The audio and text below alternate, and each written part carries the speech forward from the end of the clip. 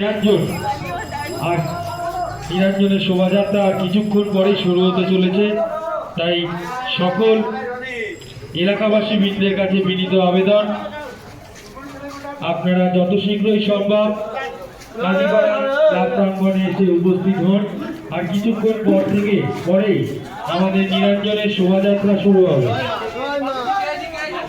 এবছরের কাজীপাড়া শ্যামা পূজা যে ভাবনা ছিল স্বস্তি, আমরা আপনাদের সহযোগিতায় তার সফলতা অর্জন করেছি।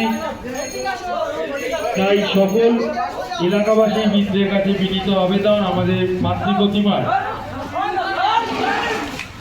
পড়ে যাবে।